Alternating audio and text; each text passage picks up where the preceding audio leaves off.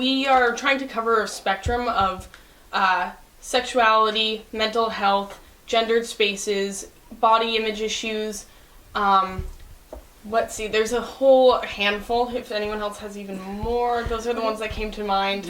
Violence, gender equality, campus dynamics, rape culture. All of them. It's kind of an endless list of anything that possibly could affect your life as a gendered person on Dartmouth's campus or in this world. Which applies to every member of this community. Right. So the effort is to make V-February all-encompassing for this entire month and for the entire campus, and try to infiltrate every single corner that we possibly can, and get everyone involved. I think our main goal is to reach out to the entire Dartmouth community and try and get them to come to events where they can learn something, and also spark discussion about gender and gender equality and sexual assault and just a lot of different kinds of awareness.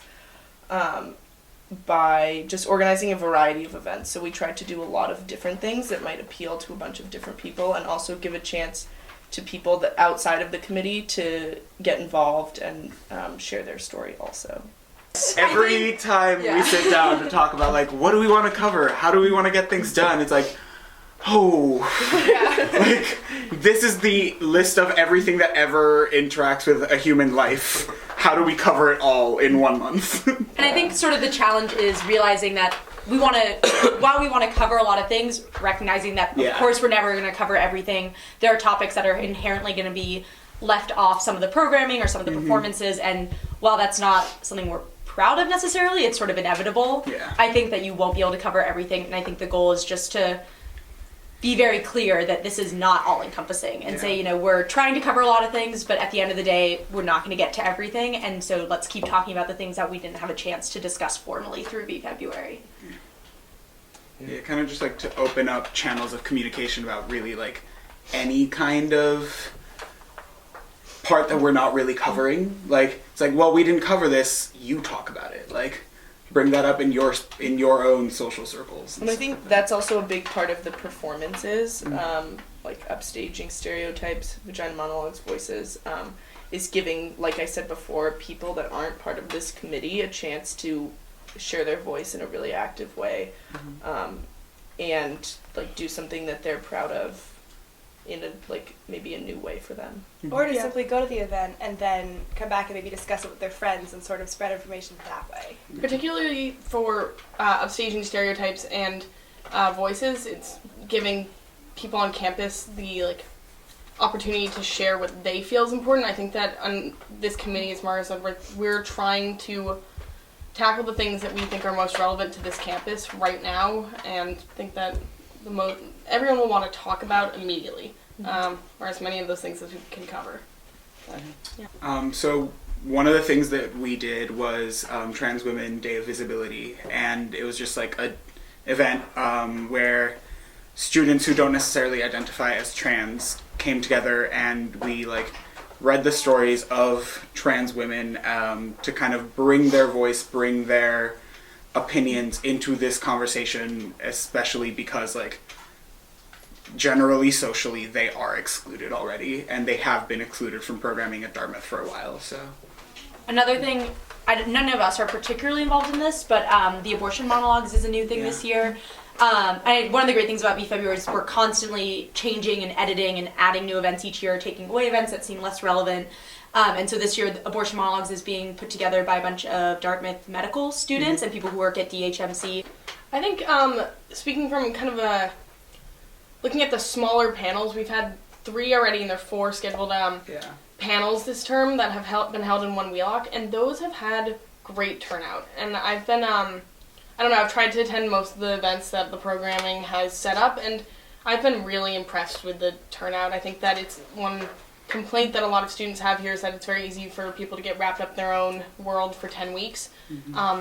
And I've just been really pleased with how many people show up to one Wheelock for an hour and a half on a Sunday night to talk about gendered spaces. Yeah. So I've been happy with that. I kind of wish that just in general more men on campus just came to these events, because Yeah. you always reach women on this campus. It's not hard to get a lot of women to come out to these events because it affects them more directly, but it's always the challenge is like involving men and kind of getting men to come out to these events and care. And not just men, but I feel like people who don't identify on the gender binary usually feel excluded from gender conversations, and I think one thing we might need to work on going forward, or like one thing I kind of regret not having done, is making V-Feb a little bit more inclusive to like gender neutral identities or trans identities.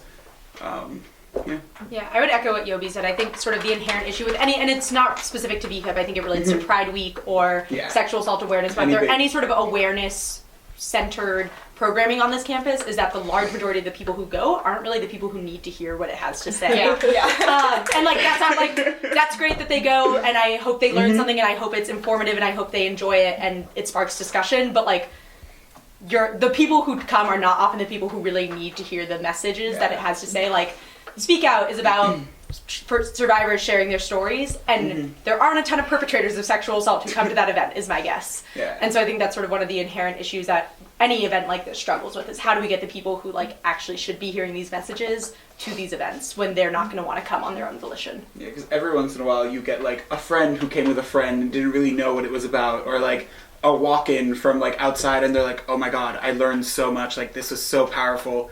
And I wish that there was a way to kind of get that out there to everyone who is just I could go to this, but it doesn't relate to me, so I just won't. Me and Kit's job is kind of to advertise this whole thing.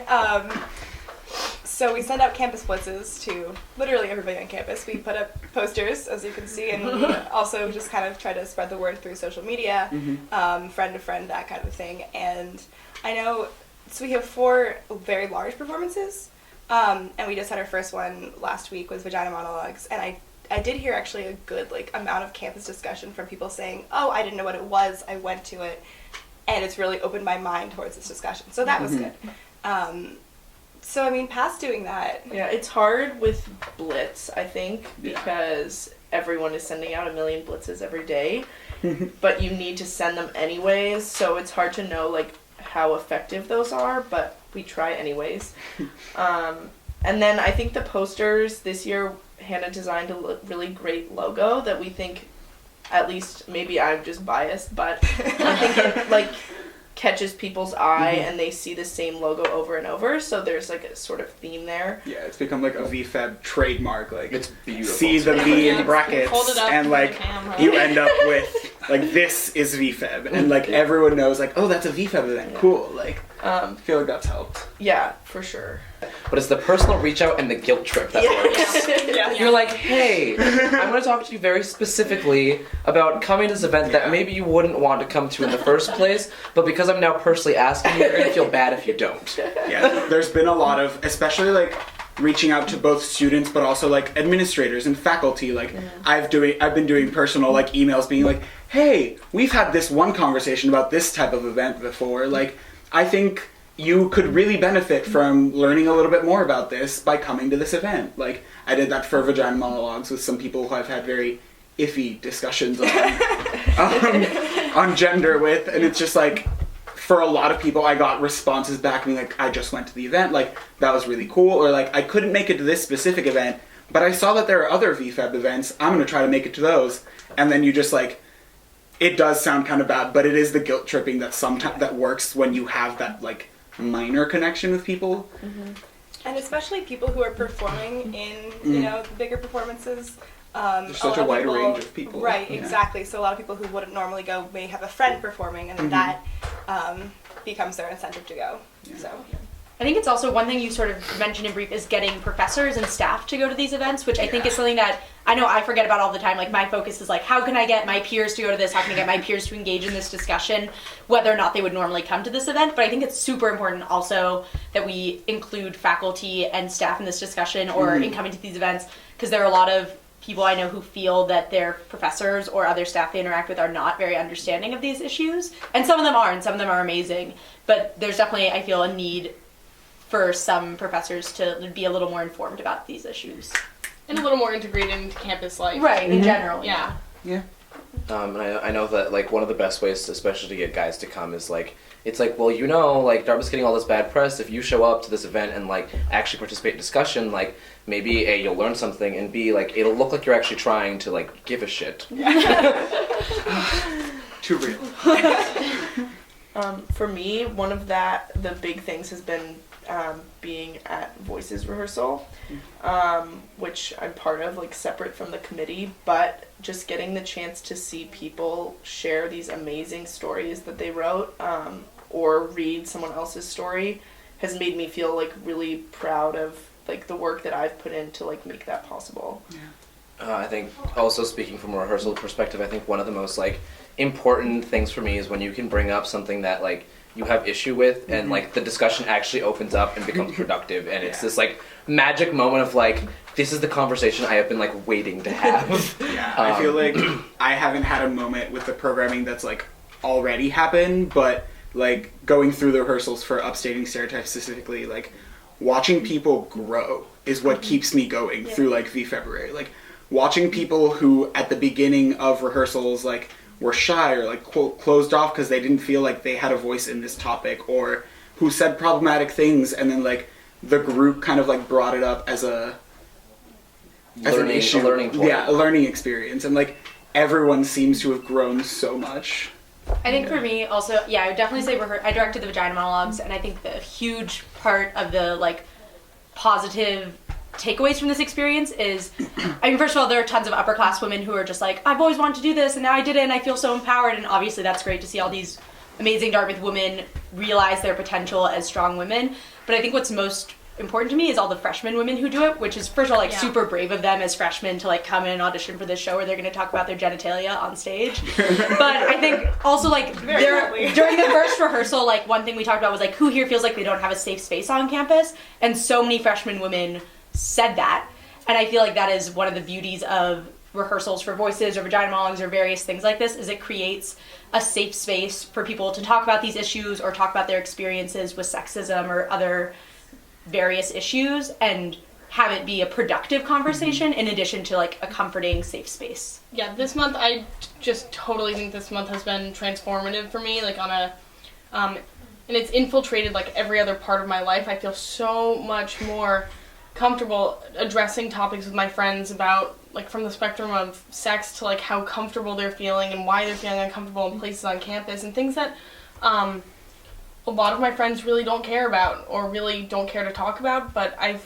like through this month I felt as though it's really important to talk about this stuff, and now those conversations are happening outside of rehearsal and outside of these programming events, which has been really cool.